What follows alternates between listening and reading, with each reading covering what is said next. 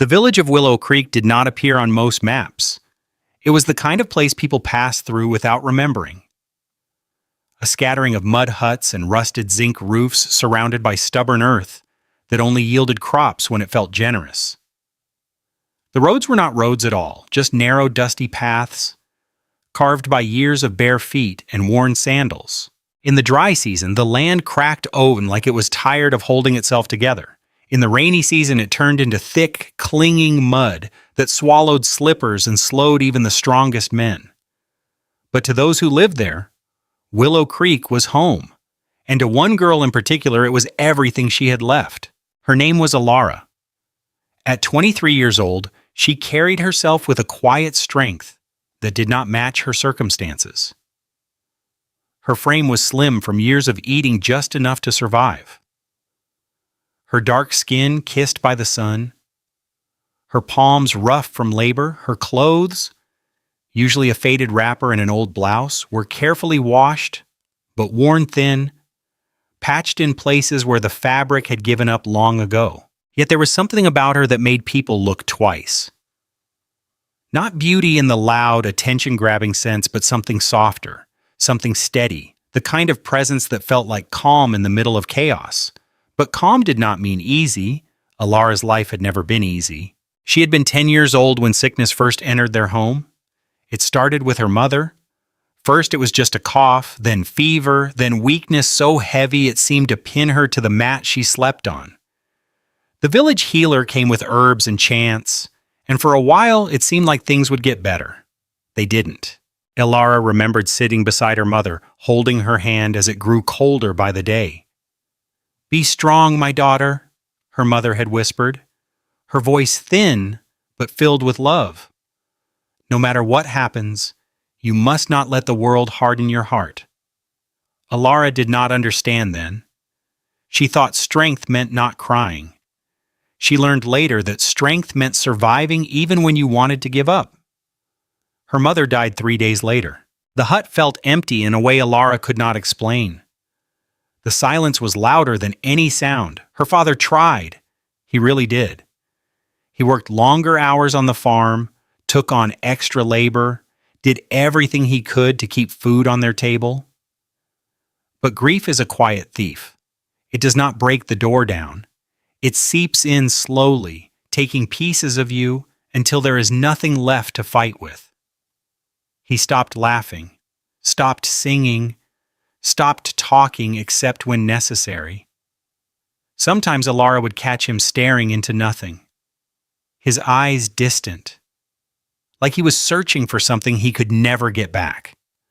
Then one evening, he did not come home. They found him the next morning near the farm. Some said it was his heart. Others said it was sorrow. Either way, he was gone. That was the day Alara became invisible. Not literally, of course. People saw her. They just did not see her. At first, the villagers tried to help. An elderly woman gave her food for a few days. A neighbor let her sleep in their hut for a week. But kindness in Willow Creek had limits. Everyone was struggling. Everyone had their own burdens. Eventually, the help stopped, and Alara was left alone. Her parents' hut, small and fragile, became her responsibility. It leaned slightly to one side, like it might collapse if the wind blew too hard. The roof leaked during heavy rain, forcing her to move her mat from one corner to another in the middle of the night. But it was hers, and she refused to let it fall. Each morning before the sun fully rose, Alara would wake up, not because she wanted to, but because survival did not wait. She fetched water from the river, balancing a clay pot on her head with practiced ease. She gathered firewood from the edges of the forest, careful to avoid snakes and thorny bushes. Some days she worked on other people's farms, earning a small portion of food instead of money. Other days she helped carry goods in the market. On the worst days, she went hungry. There were moments when the hunger felt unbearable. Moments when her stomach twisted so painfully she had to sit down and press her hand against it, breathing slowly until the feeling passed.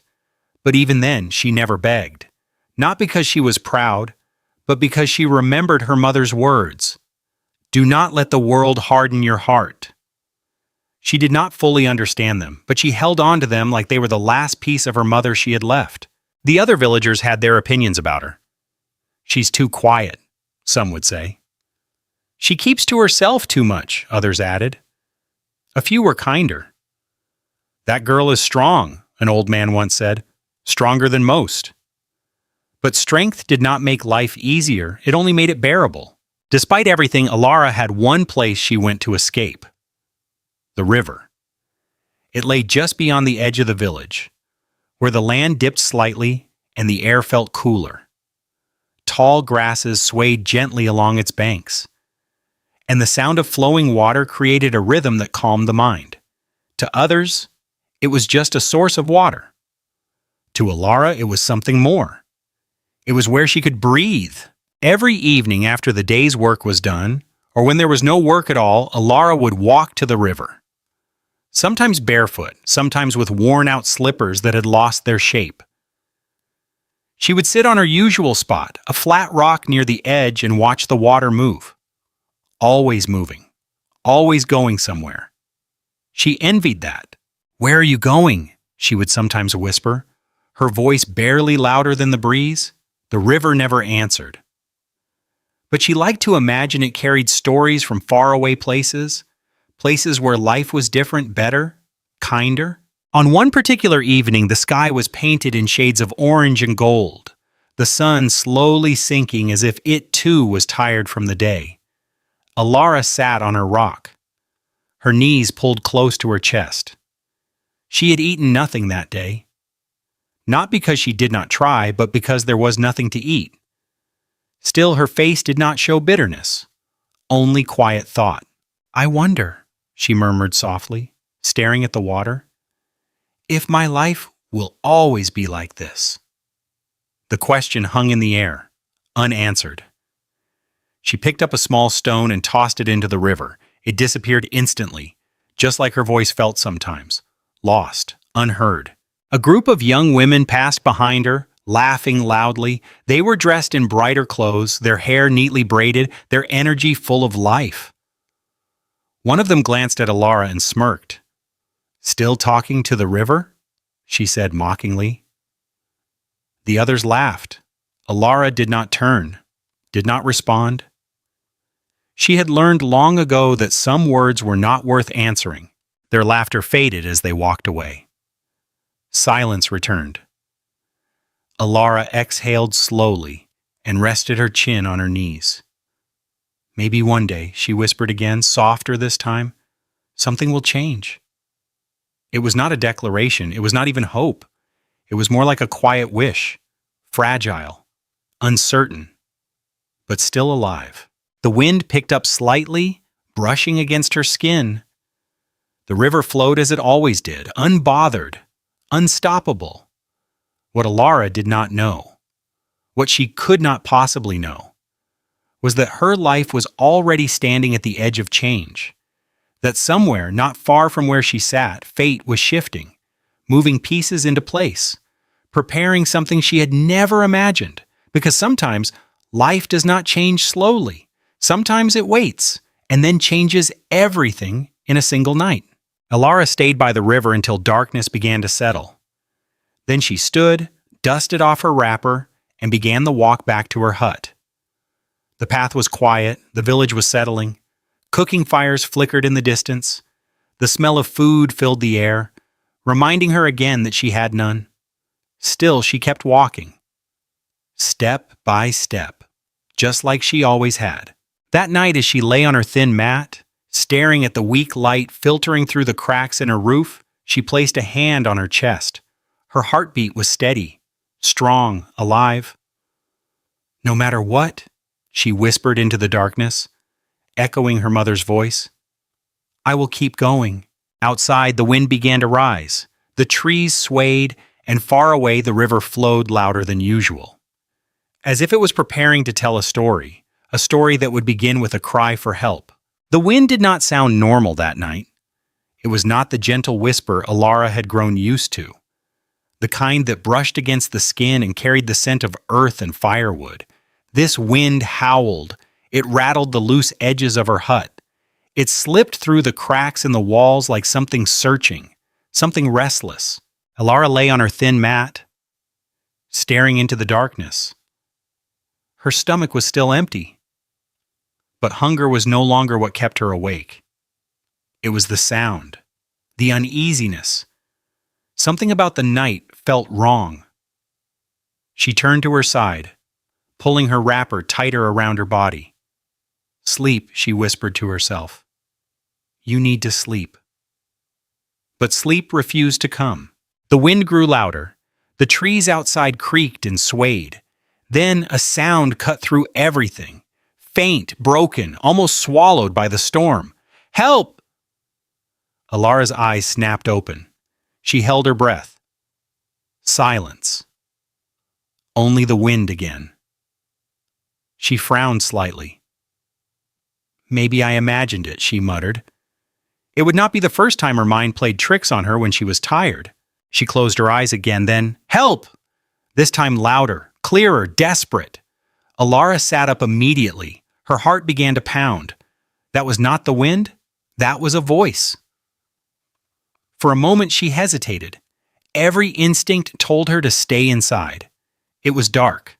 The storm was building, and no one in Willow Creek wandered outside at this hour, especially not near the river.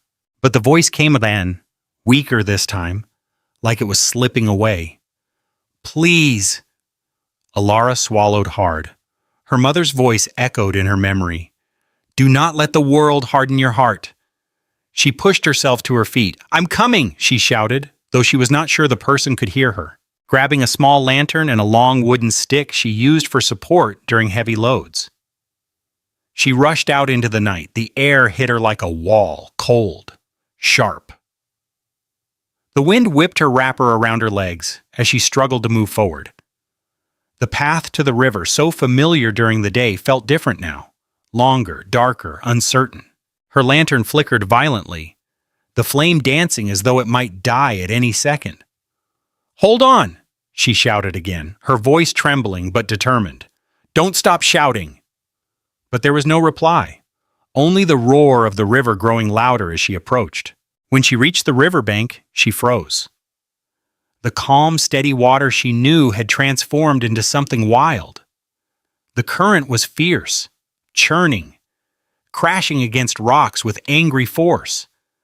The surface glistened under flashes of lightning, revealing waves that twisted and surged like they had a life of their own. Alara's breath caught in her throat. This was not the river she sat beside every evening.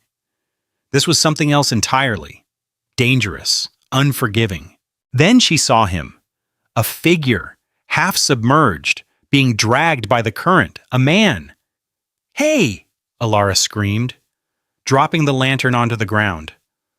The light rolled slightly, casting wild shadows around her.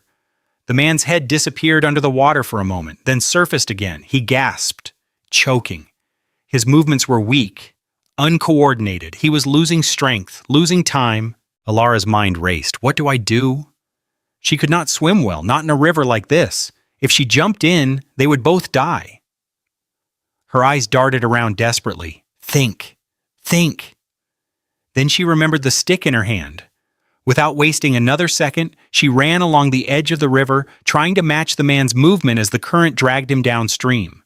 "Hold on," she shouted, her voice nearly lost in the wind. "Don't give up." She reached a point where the bank dipped slightly closer to the water. It was her chance. Dropping to her knees, she stretched the stick out as far as she could. "Grab it!" she screamed. The man's eyes were barely open. His face was bruised, his lips trembling, his body clearly on the verge of giving up. For a terrifying second, he did not move. "Please," Alara cried, her voice breaking. "Don't die." Something in her tone, raw, desperate, human, reached him. With the last bit of strength he had left, the man lifted his arm. His fingers brushed the stick, slipped, then gripped it. "Yes," Alara gasped. But the moment of relief was short-lived. The current pulled hard, so hard that the force nearly dragged the stick, and Alara with it into the river. Her body lurched forward violently. Her knees dug into the muddy ground as she struggled to hold on. "Don't let go!" she shouted, her arms shaking under the strain. The man's weight, combined with the rushing water, felt impossible, too heavy, too strong. For a moment, doubt crept in. "I can't do this." Her hands began to slip. The stick creaked under pressure. The river roared louder, as if mocking her effort. Then something inside her shifted, a stubborn fire. The same one that had kept her alive all these years. "No," she whispered through clenched teeth. "Not today." She tightened her grip, planted her feet deeper into the mud, and pulled, inch by inch.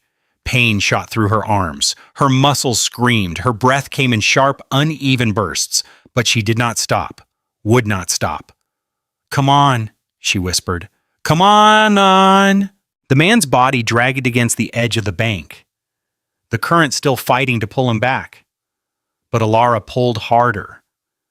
With everything she had, every ounce of strength, every piece of will, every memory of loss she refused to repeat. And then, with one final, desperate pull, he broke free. The man collapsed onto the muddy ground beside her, still silent. Alara fell backward, gasping for air. Her entire body trembled. For a moment she could not move, could not think, could only breathe. Then reality hit her. She scrambled toward him. "Hey," she said urgently, turning him slightly. "Hey, can you hear me?" No response. Her heart dropped. "No, no, no!" She placed her ear close to his chest. There. A heartbeat. Weak, but there. Relief flooded through her so suddenly it almost made her cry. "You're alive," she whispered. Lightning flashed again, illuminating his face clearly for the first time. He was not from the village. That much was obvious. Even in his current state, his clothes, though torn, were made of fine material. His hands were smooth. Not the hands of a farmer or laborer. His features carried a kind of refinement she had only seen from afar when wealthy visitors occasionally passed through neighboring towns. Who was he? And what was he doing here? It didn't matter, not now. Alara stood, her legs shaky but determined. "I can't leave you here," she said softly. Looking around at the raging river, she knew one thing for certain. If she walked away, he would die. With effort, she pulled one of his arms over her shoulder. He was heavy, much heavier than anything she was used to carrying. But she adjusted her stance, took a deep breath, and began to move, step by step. Slow, unsteady, painful. The journey back to her hut felt longer than it ever had before. The wind fought her. The ground slipped beneath her feet. More than once, she almost fell, but each time she steadied herself and kept going. "Stay alive," she murmured to him as she walked. "You did not fight that hard just to die now." By the time her hut came into view, her body felt like it was on fire. Her arms ached. Her back screamed. Her legs threatened to give out. But she pushed through. Finally, she reached the door, kicked it open gently, and guided him inside. The moment she lowered him onto the mat, she collapsed beside him, breathing heavily. For a few seconds, neither of them moved. The storm raged outside. Inside, there was only the sound of two lives hanging in the balance. Alara turned her head slightly and looked at him. At the stranger the river had delivered into her life. At the man she had almost lost before even knowing his name. She did not know it yet, but this moment, this night, this decision to step into the storm would change everything. Outside, the river continued to roar, as if it knew something she did not, as if it had just given her a secret, and that secret was only just beginning. The storm did not leave quickly. It lingered through the night like an unwelcome guest, rattling the fragile walls of Alara's hut, and dripping steadily through the small gaps in the roof. The wind had softened, but the rain remained. Steady, patient, almost rhythmic. Inside the hut, however, there was a different kind of silence. a fragile one, the kind that sits between life and uncertainty. Alara lay on her side for only a few minutes before forcing herself to sit up again. Her body screamed in protest. Every muscle ached from the struggle at the river. Her arms felt heavy, her palms raw from gripping the stick, her legs trembling from the long walk back. But she ignored it. Her eyes moved to the man lying on the mat, still unmoving, still unconscious, still breathing. She crawled closer to him. Her movements slower now, more careful. In the dim glow of her lantern, now steadier, resting on the floor. She studied his face properly for the first time. He looked different, not just because he was a stranger, but because everything about him seemed out of place in her small, worn-down hut. His features were sharp, but calm, even in unconsciousness. His skin was smooth, untouched by the harshness of constant outdoor labor. His hair, though now damp and slightly disheveled, was neatly cut in a way she rarely saw in the village. Even his clothes, though soaked, torn, and stained with mud, were clearly expensive. Alara reached out hesitantly and touched the sleeve of his shirt. The fabric alone told her everything. This man does not belong here. She pulled her hand back quickly, almost as if she had crossed an invisible line. For a brief moment, doubt crept in. What if he is dangerous? What if the people who chased him are still looking? What if helping him brings trouble? Her eyes lingered on his face, bruised, exhausted, vulnerable.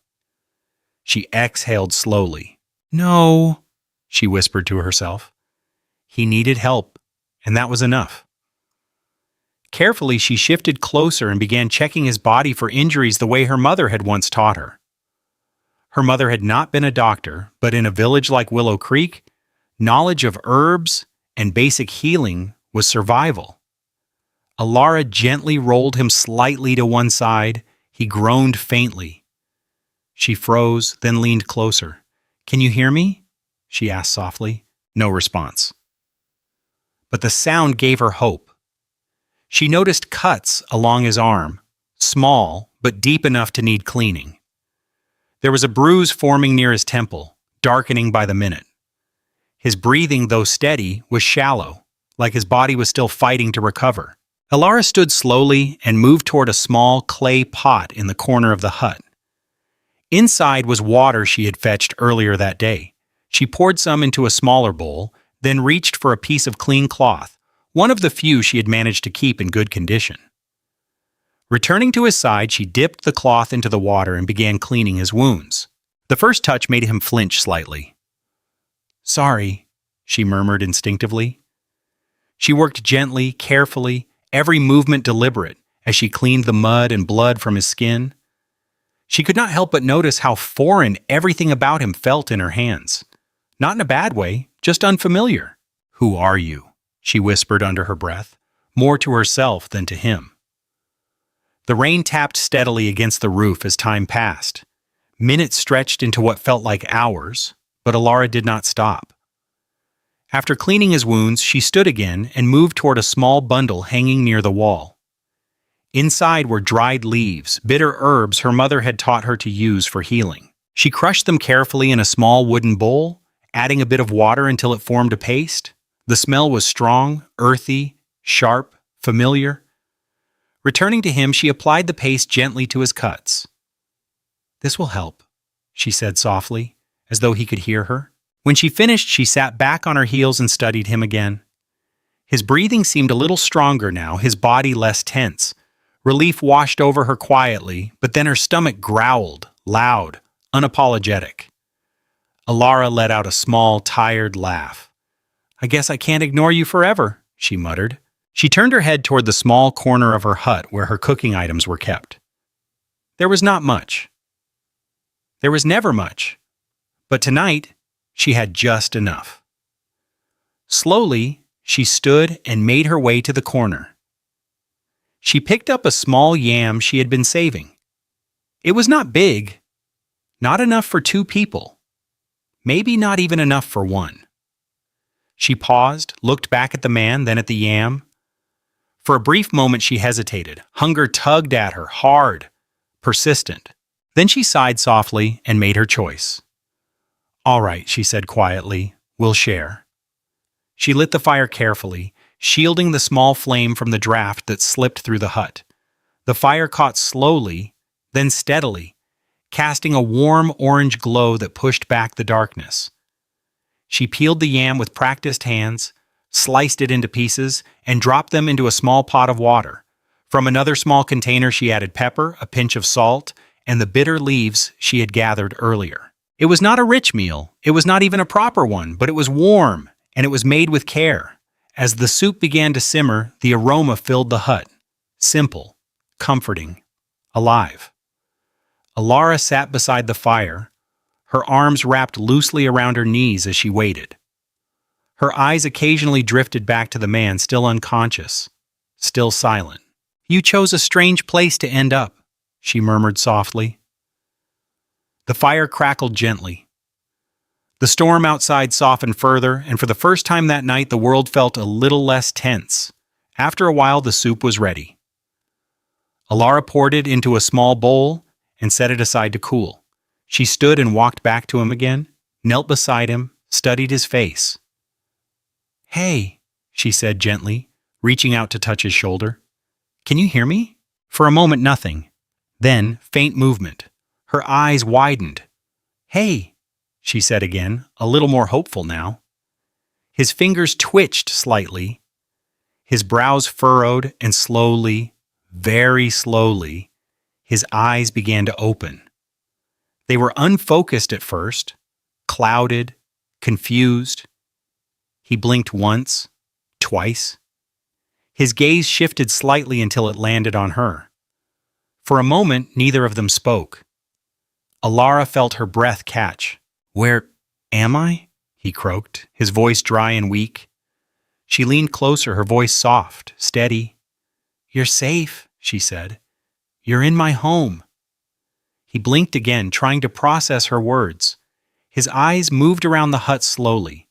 The walls, the fire, the dim light. Confusion flickered across his face.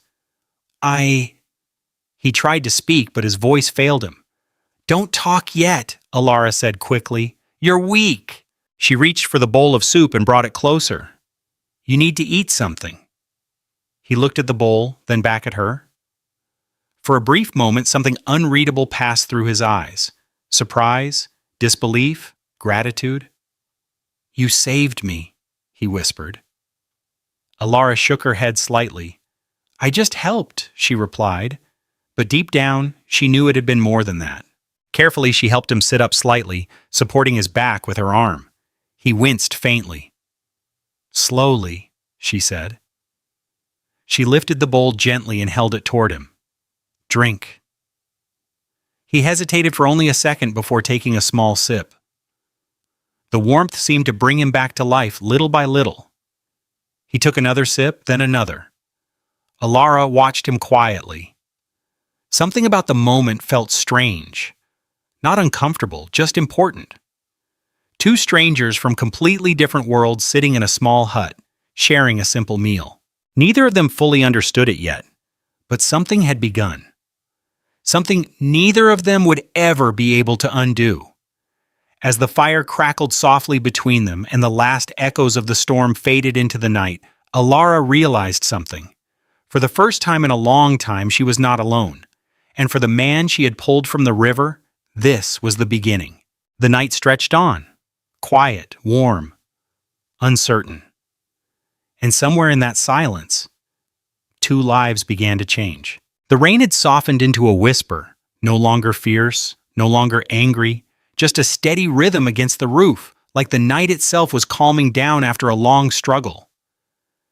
Inside the hut, the fire burned low but steady, its glow painting the walls in soft orange light. Alara sat close to it, one knee drawn to her chest, her chin resting lightly against it. Across from her, the stranger, now awake, leaned against the wall, his body still weak but slowly recovering. Between them sat the empty bowl, a simple meal, but somehow it had changed everything. For a while, neither of them spoke. The silence was not awkward. It was careful, like two people standing at the edge of something new, unsure of how to step forward without breaking it. The man shifted slightly, wincing as he adjusted his position. Alara noticed immediately. "Are you in pain?" she asked softly. "A little," he admitted, his voice still rough but stronger than before. "But I've felt worse." Alara gave a small nod. "That's good," she said. "It means you'll live." A faint smile touched his lips. It was brief, but real.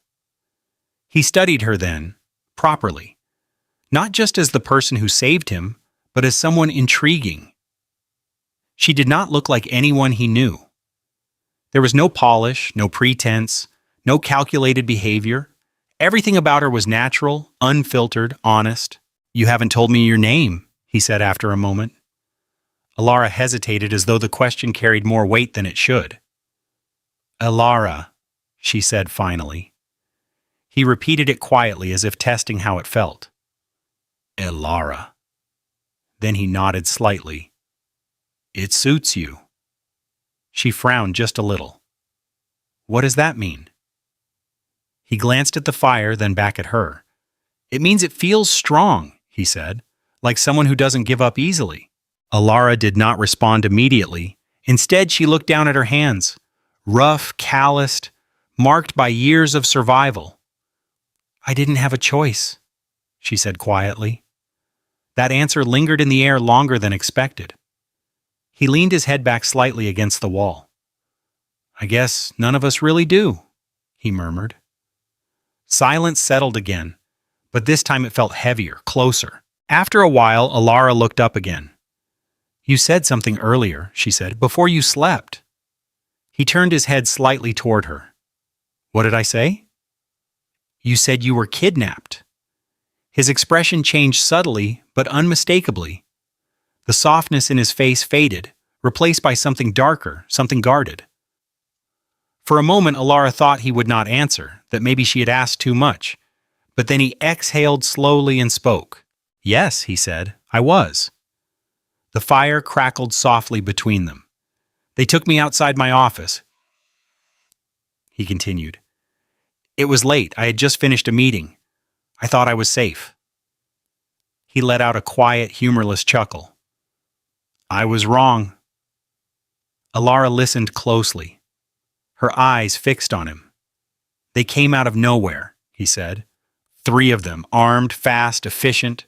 His jaw tightened slightly. "They knew exactly who I was." Alara's brows furrowed.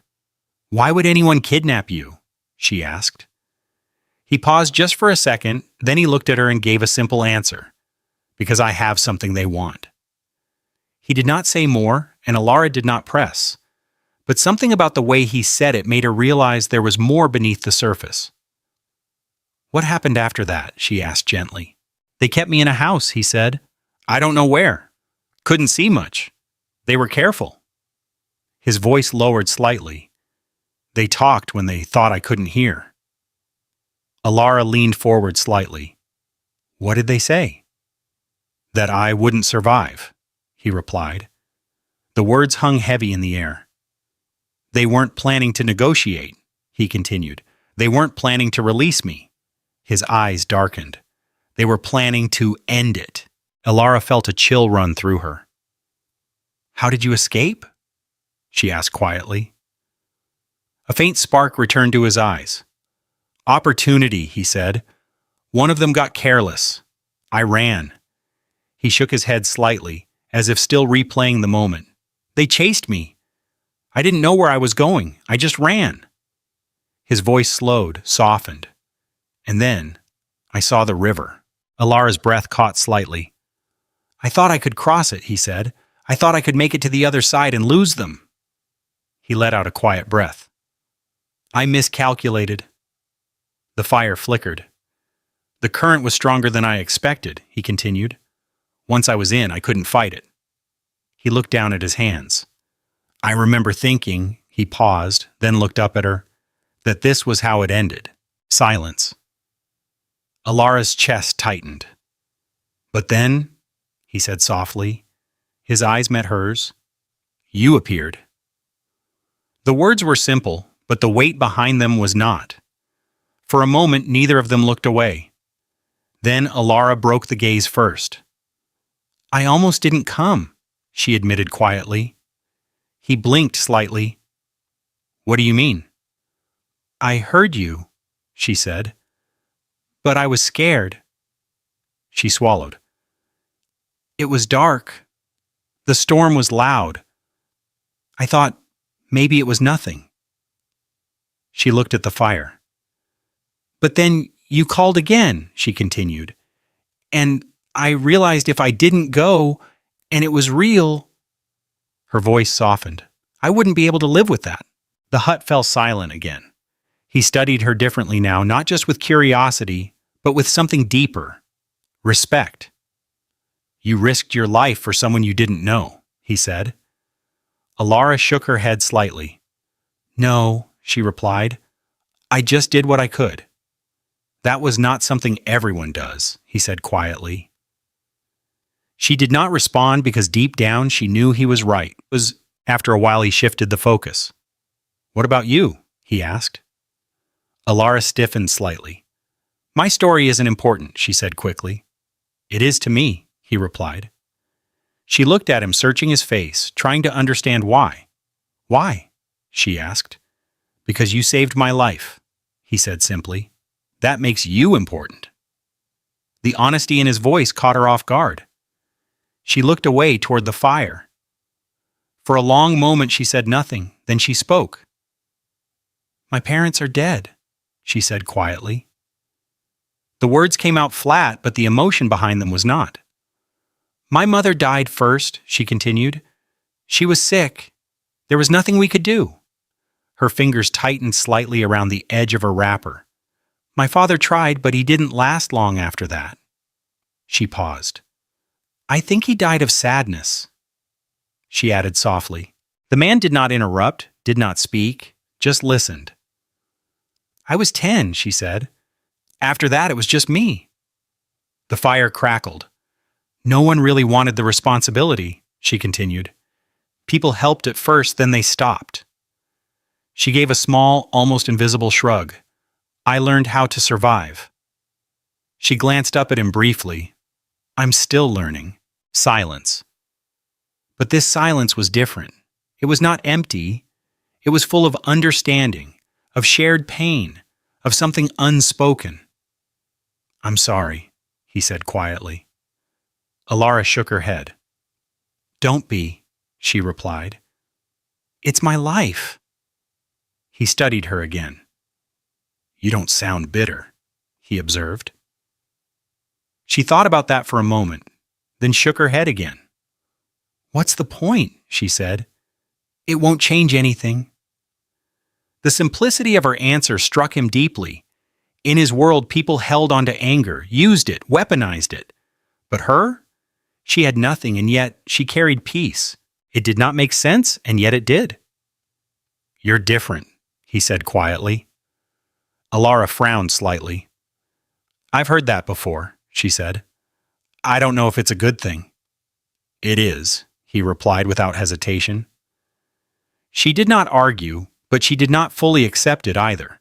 The fire burned lower. The night grew quieter, but neither of them moved. Neither of them wanted to break the moment.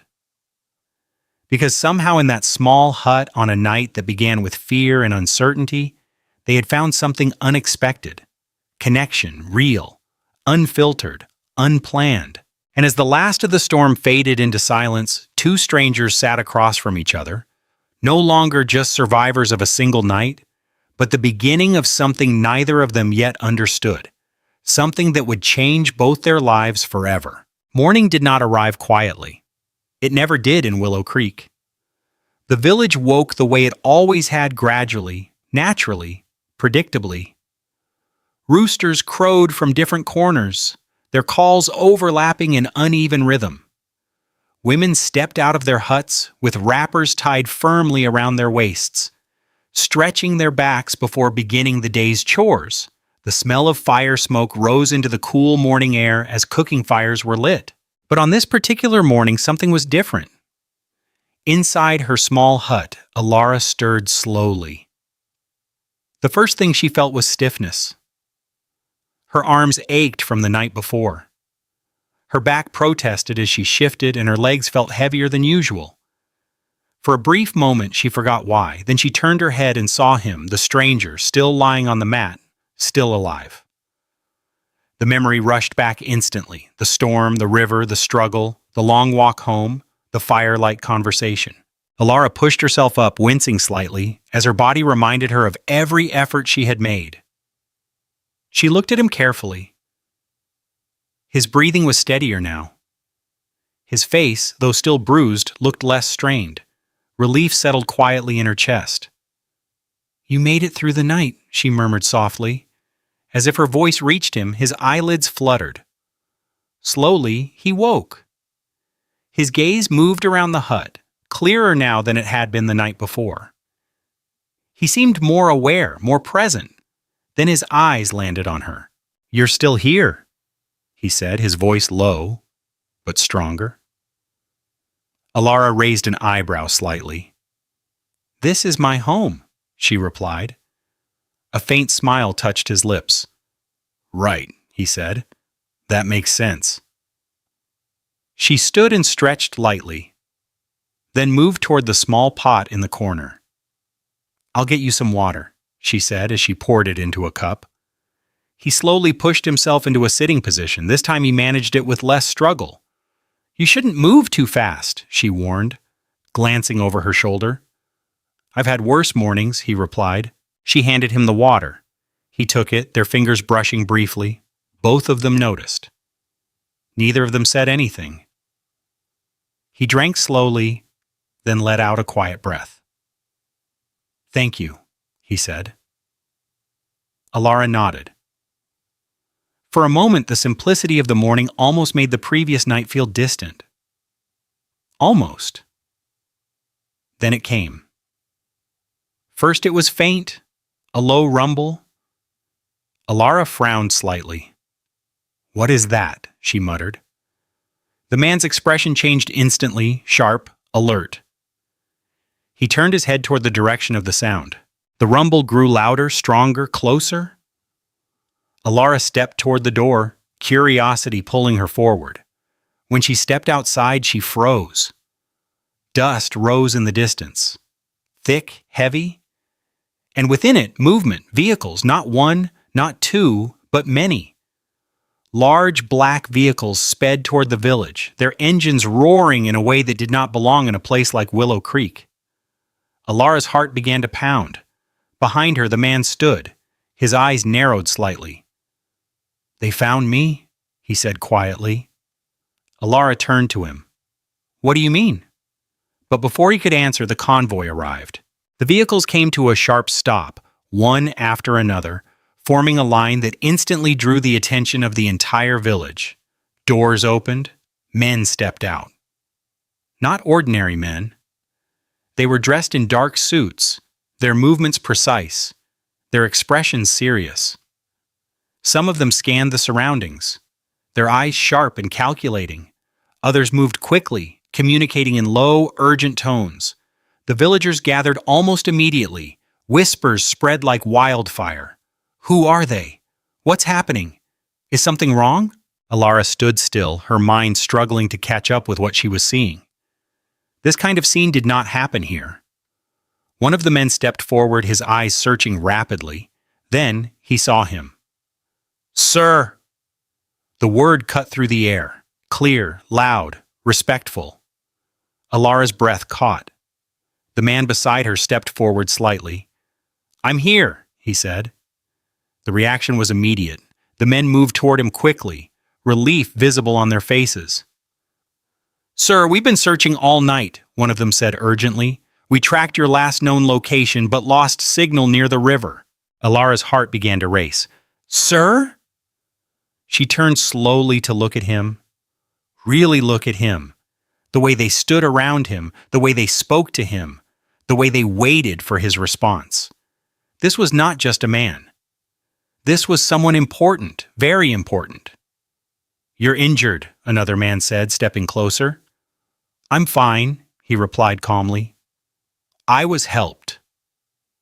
Their eyes followed his gaze and landed on Alara.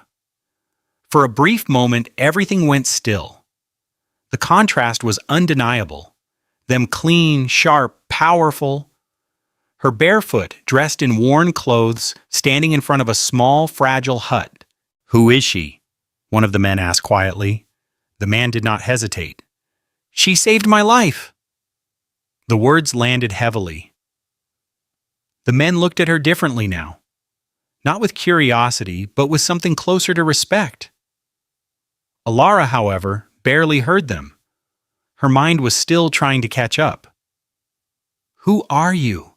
She asked slowly. The man turned to her, and for the first time there was no reason to hide. My name is Ronan Hale, he said. The name meant nothing to her, but the reaction of the villagers? Everything. Gasps, whispers, shock. Ronan Hale? The Ronan Hale? The billionaire? Alara felt the ground shift beneath her. Billionaire? Her eyes widened slightly. She looked at him again. At the man she had dragged from the river. The man she had fed with the last of her food. The man who had sat across from her, sharing stories by firelight. And suddenly, everything looked different. You, she started, but could not finish. He stepped closer to her. I didn't tell you everything, he said gently. She let out a soft, almost disbelieving laugh. Everything? She repeated. You didn't tell me anything. There was no anger in her voice, just shock. I wanted to, he said, but it didn't matter last night. She stared at him. Didn't matter? To her, it changed everything. I'm sorry, he added quietly. Alara shook her head. No, she said, don't be.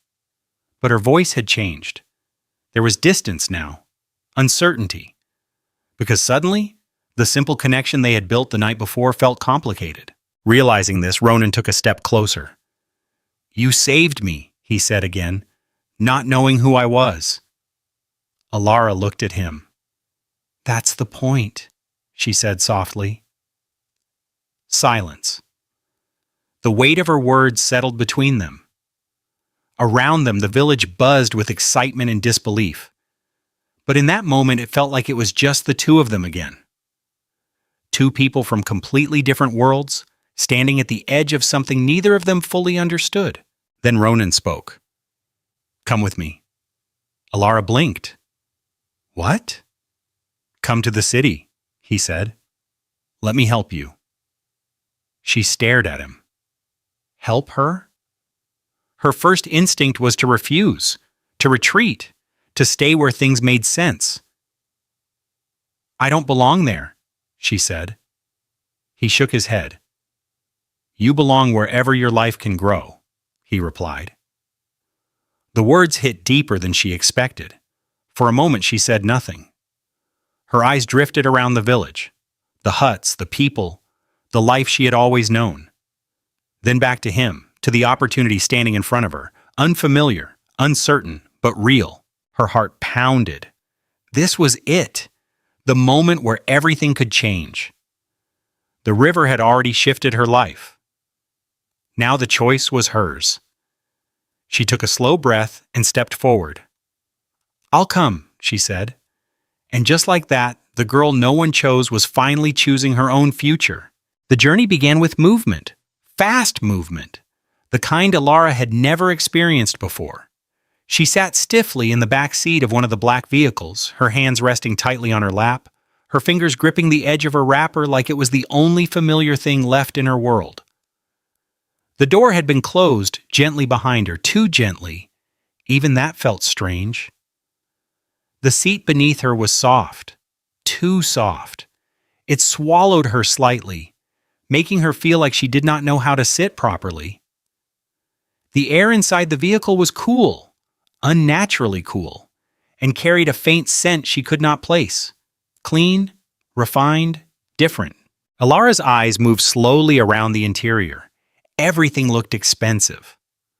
The seats, the handles, the small glowing screen in front of her. Even the silence felt expensive. She swallowed. This is not my world. Across from her, Ronan watched quietly. He did not interrupt her thoughts, did not rush her. He simply observed. You can ask questions, he said gently after a while. Alara blinked, slightly startled. I'm thinking, she replied. A faint smile touched his lips. I can tell. She hesitated, then finally asked, How fast are we going? Ronan glanced forward briefly. Fast enough to leave the village behind, he said. Alara looked out the window. The familiar landscape of Willow Creek was already fading. The dusty paths, the scattered huts, the open fields, all slipping away. For a brief moment, her chest tightened. She was not just leaving a place, she was leaving a life. She pressed her lips together. Are you okay? Ronan asked. She nodded quickly, yes. Then, after a pause, I think so. He did not push further. Outside, the scenery began to change. Slowly at first, then completely. The narrow paths became wider roads. The scattered huts became structured buildings. The quiet space of the village gave way to movement, people, vehicles, noise. Alara leaned slightly closer to the window. Her eyes widened. There were so many people, so many cars, so much happening. How do people live like this? She whispered. Ronan followed her gaze. You get used to it, he said. She shook her head slowly. I don't think I will. But even as she said it, something inside her stirred. Not fear, not rejection, something else. Curiosity. The car continued moving. Deeper, further, until the buildings grew taller, stronger, more intimidating. Alara's reflection stared back at her, faintly in the glass. Simple, small, out of place. She looked down at her clothes, her worn blouse, her faded wrapper, her bare feet. Then she looked at Ronan. Clean, composed, effortless. The distance between them felt larger now than it had in the hut. She shifted slightly. I shouldn't be here, she said quietly. Ronan turned to her. Why would you say that? She gestured lightly at everything around them. This, all of this, she said. It's not for people like me. He held her gaze, steady, unshaken. People like you? He repeated. She hesitated. People who come from nothing, she said. He leaned back slightly, studying her. You saved my life, he said. That doesn't sound like nothing to me. She did not respond because part of her wanted to believe him and part of her did not know how. The car slowed, then stopped. Alara blinked. We're here, Ronan said. She looked outside and her breath caught. The building in front of her was massive, tall, glass-covered, shining under the daylight like something out of another world. People moved in and out of it with purpose, confidence, belonging. Alara felt very small. This is where you work? She asked. Ronan nodded. She let out a soft breath. This is where they kidnapped you from? She added. Yes. Her eyes hardened slightly. For a brief moment, she saw not the building, but the danger behind it. Then it's not safe, she said. Ronan's expression shifted just slightly. It will be, he replied. The door opened. A man stood outside waiting respectfully. Sir, he said. Ronan stepped out first, then turned and extended his hand toward Alara. She hesitated, not because she did not want to take it, but because she was not sure she was allowed to. He noticed. It's okay, he said softly. She placed her hand in his. His grip was firm, reassuring. And just like that, she stepped out of the car. The air outside felt different, dizzy or sharper. People looked. Of course they looked. A barefoot village girl, stepping out of a luxury vehicle beside a man like Ronan, it was not something you ignored. Alara felt their eyes, every single one of them. Her instinct was to shrink, to disappear, but she did not. She straightened slightly and walked. Inside the building, everything was even more overwhelming. Bright lights, smooth floors, walls that reflected her image back at her. She saw herself clearly now, and for a second it stung. "Come," Ronan said gently. She followed. People greeted him as they passed. "Good morning, sir." "Welcome back, sir." "We're glad you're safe, sir." Each sir hit her differently. This was not just a man, this was power. They entered a private elevator. The doors closed. Silence. Alara exhaled slowly. "Do they all know?" she asked. "Yes." She nodded. "I didn't know who you were," she said. "I know," he replied. "And you still stayed," she added. He looked at her. "You would have left if you knew?" he asked. She thought about it, then shook her head. "No," she said.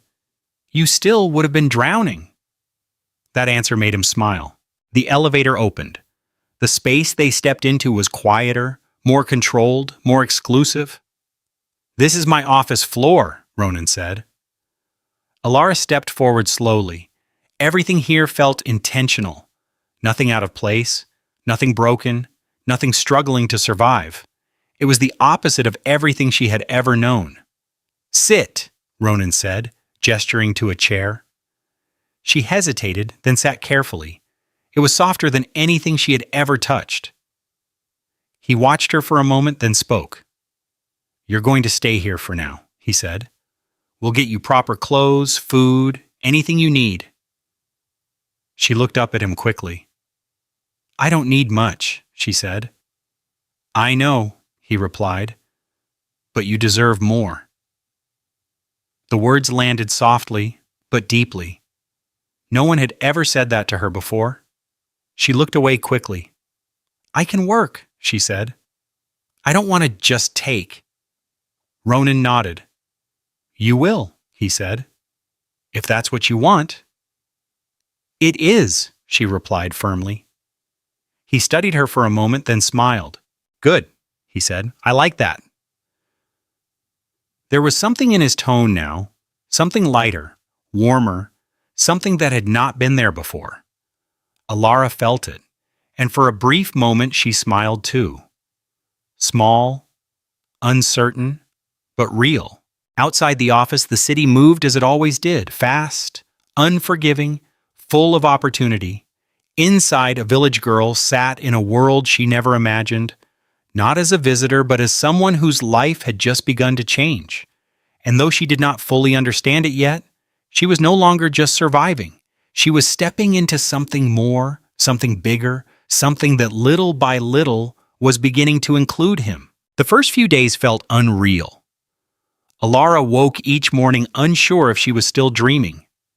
The bed she slept on was too soft, too wide. Nothing like the thin mat she had known all her life. The room itself felt too clean, too quiet, like it did not belong to someone like her. Sometimes she would wake up in the middle of the night, sit upright, and just look around, waiting for the illusion to disappear. But it never did. On the third morning, she stood in front of the mirror longer than usual. She was not used to mirrors, not like this one. Tall, clear, honest. Her reflection stared back at her, but it was not the same girl from Willow Creek. Her hair had been washed, carefully combed, and styled neatly. Her skin, once constantly coated with dust and sun, now looked softer, clearer. The clothes she wore, a simple but elegant blouse and skirt, fit her properly. Not too tight, not too loose, just right. She lifted her hand slightly, almost as if she needed to confirm it was really her. "Is this me?" she whispered. There was a knock on the door. "Come in," she said quickly, stepping back. A woman entered, one of the staff assigned to help her settle in. "You look beautiful," the woman said with a warm smile. Alara shifted slightly, uncomfortable with the compliment. "I just look different," she replied. The woman shook her head gently. "No, she said. "You've always been this. You just could not see it before." Alara did not know how to respond to that, so she did not. "Mr. Hale is waiting for you downstairs," the woman added. Alara nodded. Her heart began to beat a little faster. It still felt strange hearing his name spoken like that, with respect, with weight.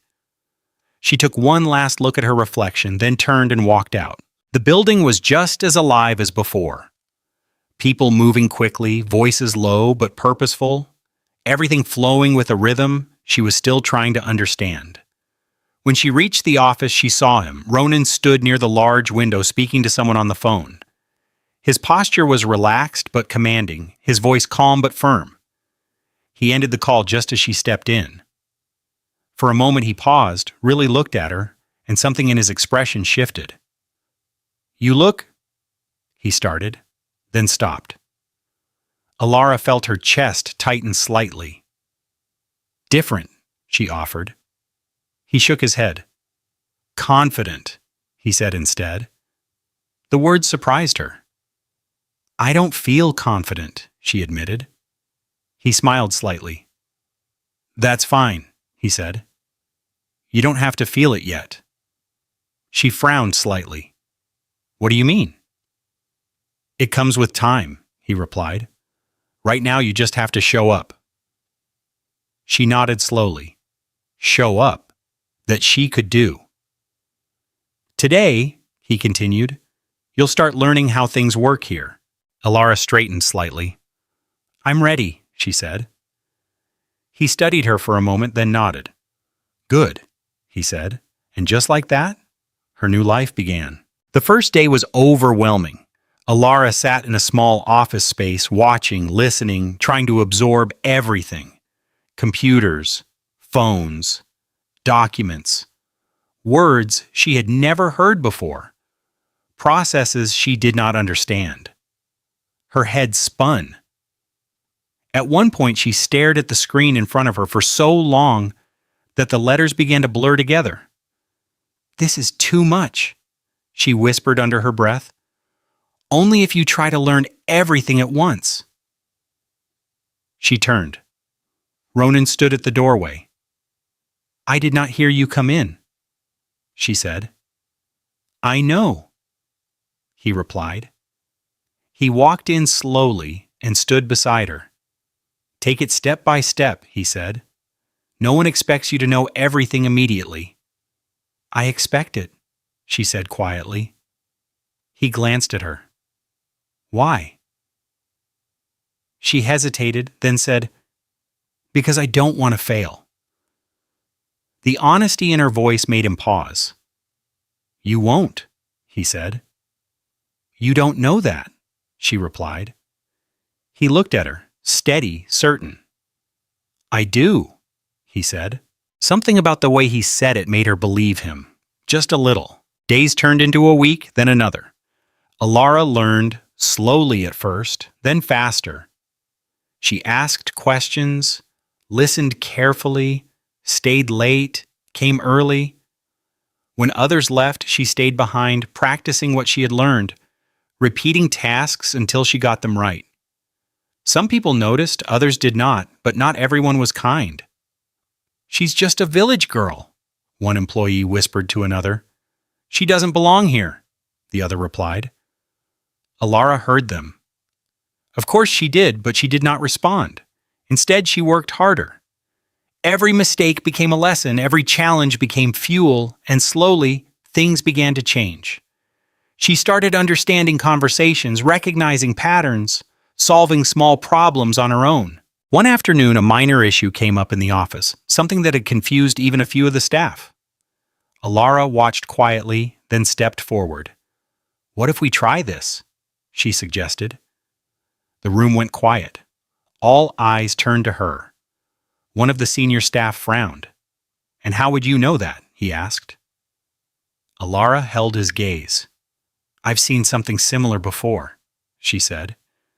It was not entirely true, but it was not entirely false either. It was instinct, observation, understanding. They hesitated, then tried it. It worked. Silence filled the room, then murmurs, "Interesting. She's right." Alara stepped back quietly. She did not smile, did not celebrate, but inside, something shifted. She could do this. Across the room, Ronan watched, and for the first time he was not just impressed. He was intrigued. Later that evening, he found her still working. "You're still here," he said. She did not look up. "I'm almost done," she replied. He leaned against the doorframe. "You've been saying that for 2 hours." She paused, then looked at him. "I need to understand this," she said. He stepped closer. "You already understand more than you think," he said. She shook her head. "Not enough," she replied. He studied her for a moment. "You don't give up easily," he said. She met his gaze. "I can't afford to," she replied. There it was again, that strength, that quiet, unshakable determination. He felt it, and this time it affected him. Not just as admiration, but as something deeper, something he was not ready to name yet. "Come now," he said finally. "You need a break." She hesitated. "I'm fine," she said. "That was not a suggestion," he replied. She blinked, then smiled. A real smile. "Okay," she said. And for a moment the distance between them felt smaller again. As they walked out together side by side, neither of them said it, but both of them felt it. Something was changing, not suddenly, not loudly, but steadily, like the river, and just like before, it was carrying them somewhere neither of them had planned. The city never truly slept. Even at night, it breathed. Lights flickered from distant buildings. Cars moved like restless veins along glowing roads. And somewhere far below, life continued in quiet persistence. But high above it all, there was stillness. Alara stood on the balcony, her fingers resting lightly against the smooth railing. The night air brushed gently against her skin, cooler than the day, carrying a softness that felt almost unfamiliar. She had begun to like this place, not because it was loud, not because it was beautiful, but because it made her feel something new. She looked out at the endless stretch of lights, each one representing a life, a story, a struggle. And for the first time in her life, she felt like she was part of something bigger than survival. "You come here often?" His voice came from behind her, calm, familiar. Alara did not turn immediately. "I like it," she said softly. "It's quiet, even when it's not." Ronan stepped out onto the balcony, closing the door gently behind him. "I know what you mean," he said. He moved to stand beside her, not too close, not too far. For a moment, neither of them spoke. The silence between them had changed. It was no longer cautious, no longer uncertain. It was comfortable, alive. "How was your day?" he asked. Alara let out a small breath. "Long," she said. Then, after a pause, "But good." He nodded. "You handled yourself well today," he said. She glanced at him. "You were watching?" she asked. "Always," he replied. The answer lingered. Alara looked back at the city. "You don't have to do that," she said. "Do what?" "Watch me," she said. "I'll be fine." Ronan studied her profile, the way the city lights reflected softly in her eyes, the way she stood strong, but still learning her place in this world. "I know you will," he said quietly. She turned slightly. "Then why do you?" she asked. He hesitated because the answer was not simple, because somewhere along the way, his concern had become something else. "I don't know," he admitted. Alara held his gaze for a moment, then looked away again. But her heart had already heard what his words did not fully say. The wind shifted slightly, brushing past them both. "I used to come to the river every evening," she said suddenly. Ronan listened. It was the only place I felt calm, she continued, like the world was not pressing down on me. She smiled faintly. I used to talk to it sometimes. He raised an eyebrow slightly. What did you say? He asked. Alara let out a soft laugh. Anything, she said. Everything. Then more quietly, I used to wonder if my life would ever change. She paused. I didn't think it actually would. Ronan leaned slightly against the railing. And now? He asked. She turned to him. Now I don't know what my life is anymore, she admitted. There was no fear in her voice, just honesty. I wake up every day and everything is different, she continued. The place, the people, the way I'm treated. Her eyes softened. The way I see myself. That last part was quiet, but it mattered the most. Ronan felt it. You've always been that person, he said. You're just seeing it now. Alara shook her head slightly. No, she said. I've changed. He did not argue because she had, but not in the way she thought. You've grown, he said instead. She considered that, then nodded slowly. Maybe, she said. Silence settled again, but this time carried something deeper, something closer. Ronan turned slightly toward her. Alara, he said. The way he said her name. Soft, intentional. It made her heart skip. She looked at him. Yes. For a moment, he said nothing, because he was realizing something. Something he had been avoiding. Something that had been building quietly, steadily, without permission. You changed my life, he said. Alara blinked slightly. No, she said quickly. You're the one who... He shook his head. Listen, he said gently. She fell silent. That night, he continued, I thought everything was over. His voice was calm, but there was something beneath it, something real.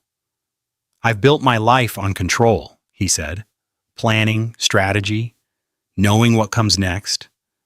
He let out a quiet breath. And then, I lost all of it. Alara watched him closely. I was in that river, he said, and for the first time in a long time, I had nothing. His eyes met hers. No control, no power, no certainty. Pause. And then you showed up. The words settled deeply. You didn't know who I was, he continued. You didn't know what I had. You didn't expect anything. His voice softened. You just chose to save me. Alara felt her chest tighten. I didn't think about it, she said quietly. I know, he replied. That was the point. He took a small step closer. And ever since that moment, he said, things haven't been the same. The air between them shifted. Alara's heart began to race. She did not move, did not step back, did not step forward. She just stood there, feeling it, all of it. I've met a lot of people, Ronan continued, worked with them, trusted some, lost others. He held her gaze. But I've never met anyone like you. Her breath caught. Why? She asked softly. Because you're real, he said. Simple, direct, true. Alara's eyes searched his face. And you're not? She asked. A faint smile touched his lips. Not like you, he admitted. Silence. But now it was not quiet. It was loud with everything they were not saying, with everything they were beginning to understand. Alara's voice came out softer now. You don't know me that well, she said. I know enough, he replied. She shook her head slightly. No, she said. You know the girl who saved you. He took another small step closer. I know the girl who works harder than anyone in that building, he said. Another step. The girl who doesn't let fear stop her. Closer now. The girl who still chooses kindness, even when life hasn't been kind to her. They were standing just inches apart. Alara's heartbeat echoed in her ears. You see too much, she whispered. Not enough, he said. And then he said it. I think I'm falling in love with you. The world did not stop. The city did not go silent. The lights did not dim. But for Alara, everything shifted. Her breath caught. Her thoughts scattered. Her heart understood. She looked at him, really looked at him. And in that moment, there was no billionaire, no village girl, no difference, just two people connected by something real. I don't understand this, she admitted softly. You don't have to, he said. She swallowed. It doesn't make sense, she added. He nodded. I know. Pause. But it's real, he said. That was enough. Alara let out a slow breath. Then she smiled. Small, nervous, but certain. So am I, she said. The words barely left her lips, but they changed everything. Something in Ronan's expression softened completely. Not control, not power, just feeling. And for the first time, neither of them held back. They did not rush, did not move too quickly. They just stood there, together, at the edge of something new, something fragile, something powerful, something that had found its way without permission, without plan, without reason, love. And as the city lights stretched endlessly before them, two completely different lives became one story, quietly, naturally, inevitably, happiness. Alara was beginning to learn how a quiet way of making you forget that danger still existed. Not because it disappeared, but because for a moment it stepped back and waited. The days after that night on the balcony felt lighter, easier. Alara moved through the building with a new kind of confidence. Not loud or obvious, but steady. People still looked at her, still whispered sometimes, but it did not carry the same weight anymore. She had found her place, not fully, but enough. And Ronan, he had changed too. There was something softer about him now, something less guarded. Their conversations became more frequent, more personal, less about work, and more about everything else. Sometimes it was just small things. A shared look across the room, a quiet smile after a long meeting. A simple, "Have you eaten?" That carried more meaning than the words themselves. Other times it was silence. Comfortable silence. The kind that did not need to be filled. But not everyone was blind to it. From behind glass walls and polished smiles, eyes watched, observed, calculated, and one pair of eyes in particular was not pleased. Mr. Harlan, co-founder, partner, trusted ally, or at least that is what he appeared to be. He stood in his office looking down at the city through the large window. His hands rested behind his back, his posture straight, his expression unreadable. "She's getting too close," he said. Behind him, a man leaned casually against the wall. Unlike Harlan, his presence carried a rough edge. Sharp, careless, dangerous. "You want me to handle it?" the man asked. Harlan did not turn immediately. "No," he said after a moment. "Not yet." He finally turned, his eyes cold. "She's not the problem," he continued. The man raised an eyebrow. "Then who is?" A faint smile touched Harlan's lips. "He is," he said. The man smirked slightly. "So the plan hasn't changed?" Harlan's gaze hardened. "It's already in motion." Silence. "Next time," he added quietly, "we don't fail." The air in the room shifted, heavy, final. And just like that, The danger that had once nearly taken Ronan's life was rising again, unseen, unstoppable. Later that evening, the building had begun to empty. The usual rush had faded, the noise softened, the lights dimmed in certain areas. Alara sat at her desk, finishing up a few tasks. She rubbed her temple lightly. "You're still here?" She looked up. Ronan stood by the door. "I told you," she said. "I like to finish what I start." He smiled. "I've noticed," he said. She stretched slightly, then stood. "I'm done now," she added. "Good," he replied. "Let's go." She nodded. As they walked through the quieter halls, something felt different. Not obvious, not clear, but there. Alara slowed slightly. "What is it?" Ronan asked. She hesitated. "I don't know," she said. "It just feels." She trailed off. "Feels what?" he pressed gently. She shook her head.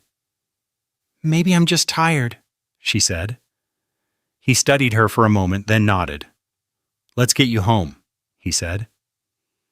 They walked on, but the feeling did not leave her. Later that night, Alara returned to the building. Not because she had to, but because she forgot something, a small file she had been working on. "It'll only take a minute," she muttered to herself as she stepped out of the elevator. The floor was almost empty.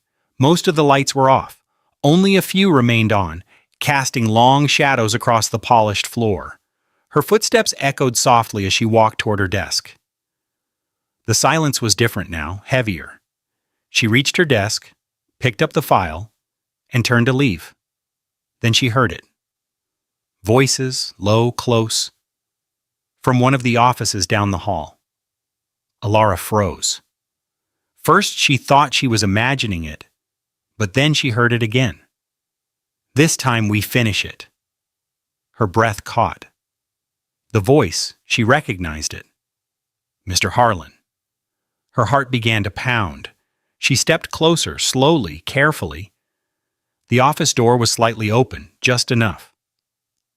"No mistakes," Harlan continued. Another voice replied, "You should have let me handle it the first time." Alara's chest tightened. "First time?" Her mind raced. "The kidnapping. He won't survive the next one," the second voice said. The words hit her like a physical force. Her hand moved to her mouth, stifling a gasp. "No, no, this could not be." "He's already suspicious," Harlan said. "We have to move carefully." "Suspicious? And the girl?" the other man asked.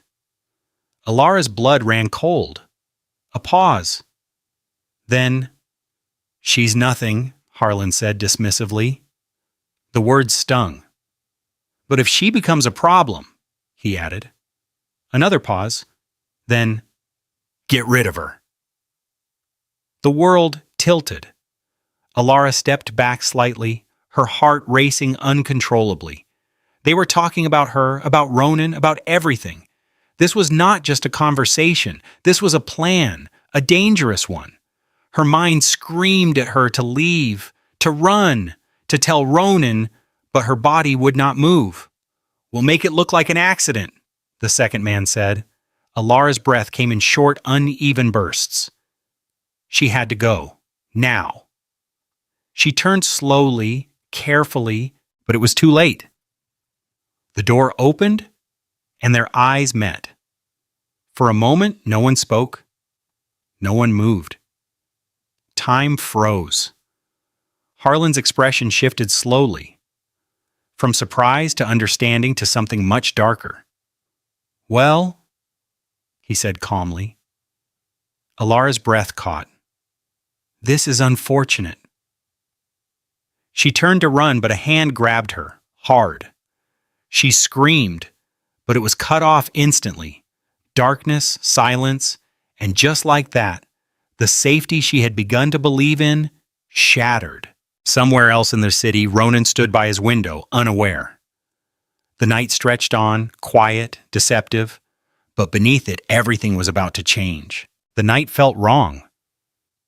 Ronan did not know why at first. There was no clear reason, no obvious sign, but something inside him would not settle. He stood by the large window in his apartment, staring out at the city below. The lights were still there, the movement, the noise. Everything looked normal, but he did not feel normal. He checked his phone again. Still nothing. Alara had said she would be back quickly, just a few minutes. She had forgotten a file. That was over an hour ago. Ronan's jaw tightened slightly. She should be back by now, he muttered. He tried to push the thought away, tried to be logical. Maybe she got caught up in something. Maybe she stayed back to finish more work. Maybe. No, Alara was not careless. She would not disappear without saying something. He picked up his phone and dialed her number. It rang once, twice, then voicemail. His grip on the phone tightened. "Pick up," he muttered. He called again, same result. A cold feeling settled in his chest. No, not again. His mind flashed back to the river, the fear, the helplessness. He shook his head sharply. "No," he said out loud. "Not this time." He grabbed his jacket and headed for the door. Minutes later, he was back at the office building.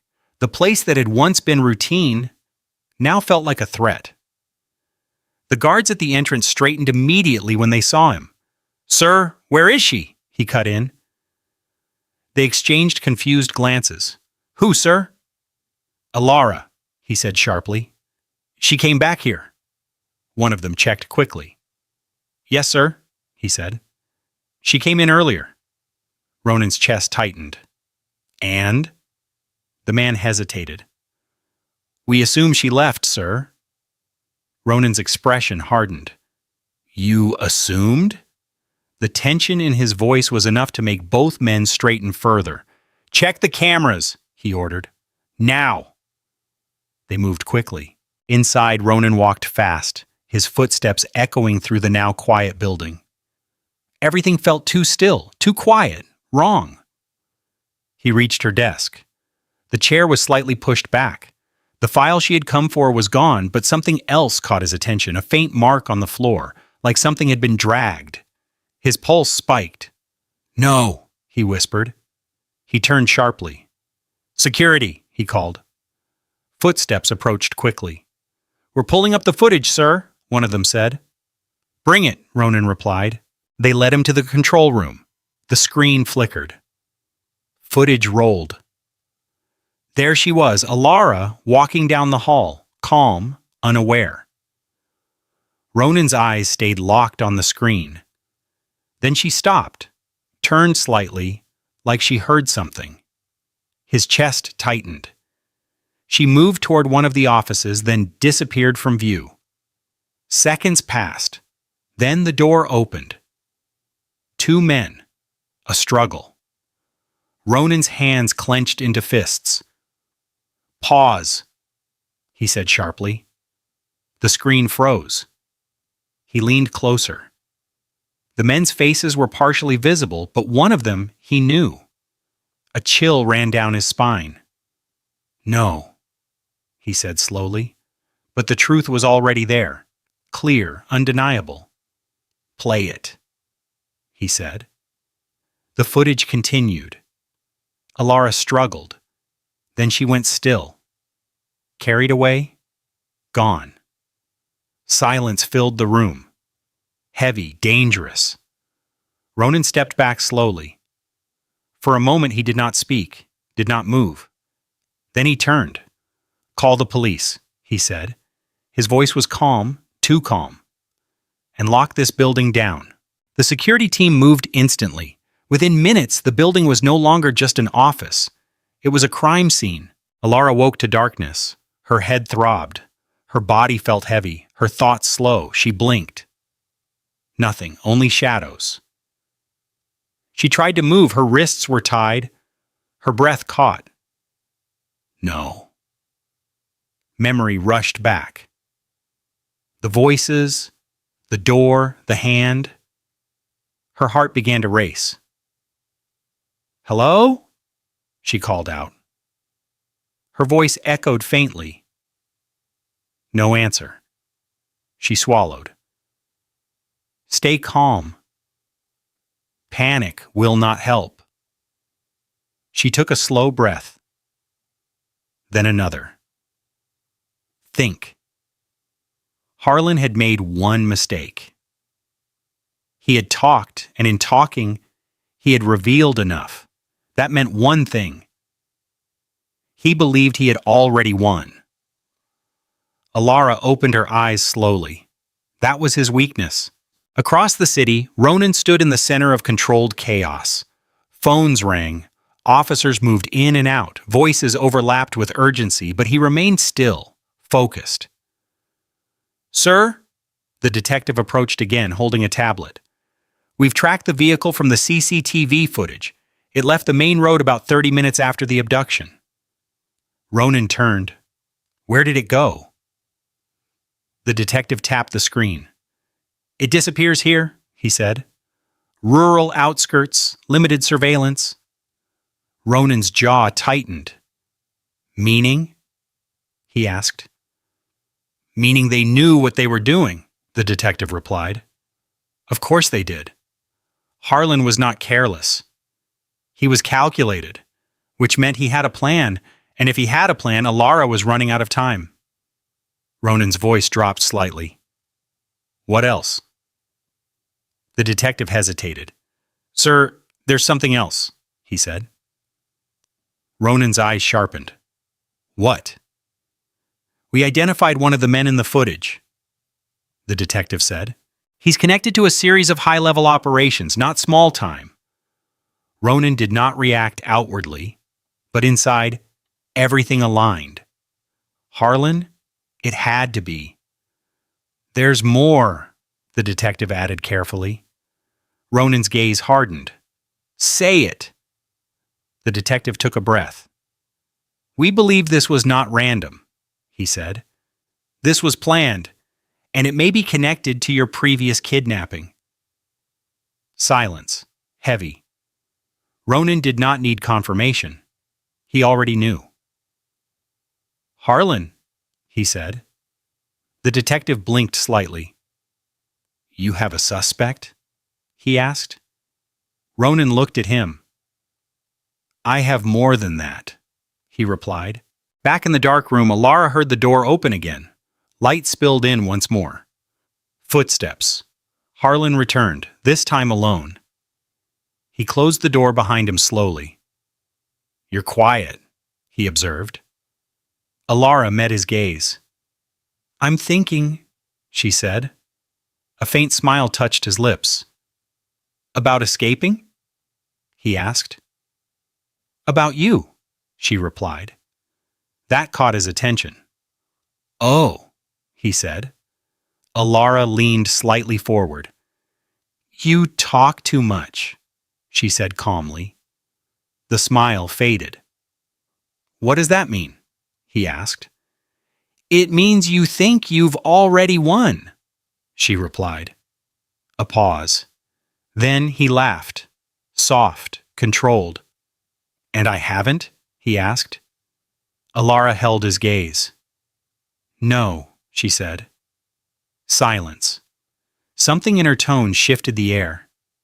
"You made a mistake," she continued. His expression darkened slightly. "And what mistake is that?" he asked. "You told me everything," she said. The words landed hard. A flicker of something passed through his eyes, but it disappeared just as quickly. "No one is coming for you," he said. Alara did not flinch. "Yes, he is," she replied. The certainty in her voice was unshaken. Harlan studied her for a long moment, then shook his head slightly. "You don't understand how this works," he said. "No," she said quietly. "You don't." Silence. Then a sound. Distant at first, but growing louder. Vehicles, multiple, fast. Harlan's head turned slightly. His expression changed, not fear, but awareness. "They found us," Alara said softly. He looked at her sharply. "How?" he demanded. She did not answer because she did not need to. Outside, headlights cut through the darkness. Police vehicles surrounded the building. Officers moved quickly, taking positions, weapons ready, focused, prepared. Ronan stepped out of one of the vehicles. His eyes locked onto the structure ahead. This was it. "Stay behind us," the detective said. Ronan did not respond because there was no version of this where he stayed behind. Inside, tension exploded. "Move her," Harlan snapped.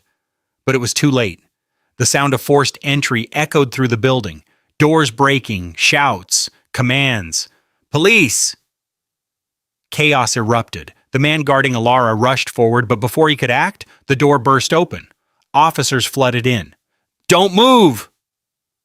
The man froze, hands raised. Harlan stood still. For a moment, everything paused. Then it ended. Minutes later, Alara was untied. Her hands trembled slightly as the restraints fell away. "You're safe now," one of the officers said. But her eyes were already searching, looking, waiting. Then she saw him. Ronan. Standing in the doorway. Alive. Safe. There. For a moment, neither of them moved. Then, she ran. And he met her halfway. Their arms wrapped around each other instantly. Tight. Real. Alive. "You're okay," he said, his voice low, almost breaking. "I knew you would come," she replied, and she meant it. He pulled back slightly, his hands still on her shoulders, his eyes scanning her face like he needed to confirm she was truly there. "I'm sorry," he said. She shook her head. "No," she said. "You found me." Behind them, officers moved Harlan forward, handcuffed, silent, but not defeated. Not yet. "Wait," Alara said suddenly. Everyone paused. She stepped forward toward him. Harlan looked at her, still composed. "You lose," she said. He smirked slightly. "Do I?" he replied. Alara did not hesitate. "Yes," she said, then turned to the officers. "He planned everything," she said clearly. "The kidnapping, the attack, all of it." The room fell silent. Her voice carried, strong, unshaken. "I heard him," she continued. "He confessed." The detective stepped forward. "That's enough," he said. Harlan's smirk faded. For the first time, there was no control, only consequence. Weeks later, the courtroom was silent. Harlan stood before the judge, no longer powerful, no longer untouchable, just a man facing the truth. The verdict came guilty on all counts. The sentence, prison, long, final, justice. Outside, the world continued. But for Alara and Ronan, something had shifted, not just survival, not just love, but something stronger, something proven, through fear, through danger, through truth. As they stood together side by side, they both understood something now. What they had was real, unbreakable, and no matter what came next, they would face it together. The village of Willow Creek had never seen a day like this before. Not in all its quiet years, not in all its seasons of dust and rain. From early morning, the air felt different, alive, buzzing. Women gathered in small groups, their voices filled with excitement as they adjusted wrappers and braided hair. Children ran barefoot across the dusty paths, laughing louder than usual, their curiosity impossible to contain. Even the elders who rarely showed surprise sat outside their huts, watching the road with keen interest, because something extraordinary was about to happen. At the far end of the village, near the path that led to the river, a convoy approached. The same kind of vehicles that had once arrived like a mystery, like a shock, like a disruption. But this time they brought something else. Celebration. The cars rolled in slowly, carefully, as if respecting the land they now entered. Dust rose behind them, but no one complained. No one moved away. Everyone watched. And when the doors opened, silence fell. Alara stepped out. For a moment, no one spoke because the girl they remembered was not the same girl standing before them. She wore a gown, simple, elegant, flowing softly with the breeze. Her hair was styled beautifully, her posture confident, her presence undeniable. But it was not the clothes, it was not the transformation, it was her. The same eyes, the same quiet strength, the same heart. She came back, someone whispered. But not as the girl they pitied, as something more. Behind her, Ronan stepped out. Dressed in a well-tailored suit, composed yet warm. His presence carried the same quiet authority. But now there was something else in him too. Softness. Not the kind that weakens, but the kind that comes from loving deeply.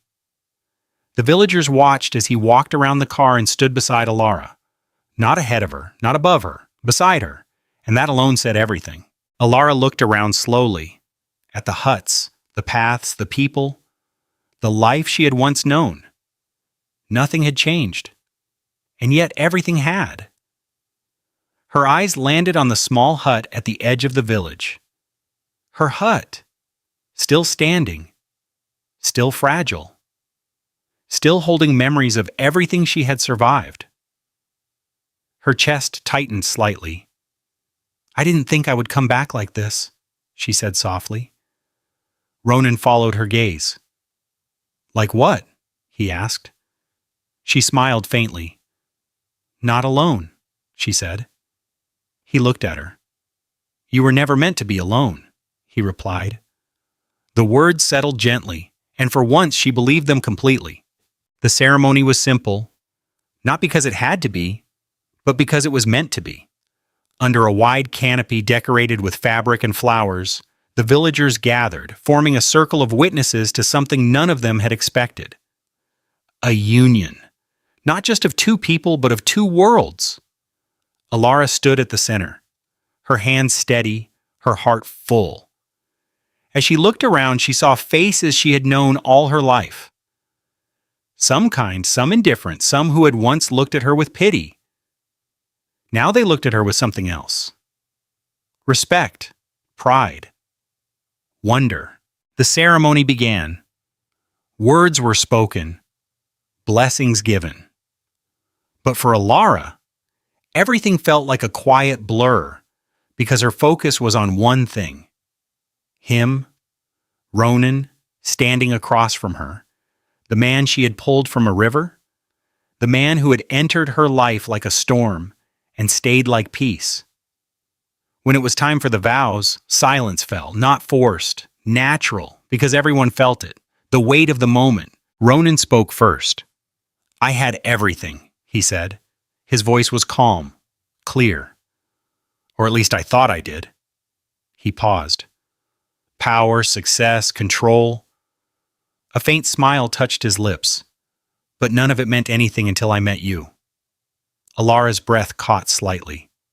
"You saved my life," he continued. "But more than that." He looked at her. "You showed me what it means to live it." Silence. Deep, real. "I promise," he said, "to stand beside you, to protect you, to grow with you." Pause. "And to never forget the night the river gave me something I didn't know I was missing." Alara's eyes shimmered. Then, and it was her turn. She took a small breath. "I had nothing," she said. Her voice was soft but steady. "No family, no home that felt whole, no future I could see." She looked at him. "And then, I found you." A small smile appeared. "Or maybe you found me." A few soft laughs rippled through the crowd. "But I did not fall in love with what you have," she continued. Her voice grew stronger. "I fell in love with who you are." She stepped slightly closer. "The man who listens, who sees, who chooses to care. Her eyes held his. I promise to stand with you through everything, not because life is easy, pause, but because we are stronger together. Silence, then applause, soft at first, then growing because everyone felt it. This was not just a wedding, it was a story, a miracle, a full circle.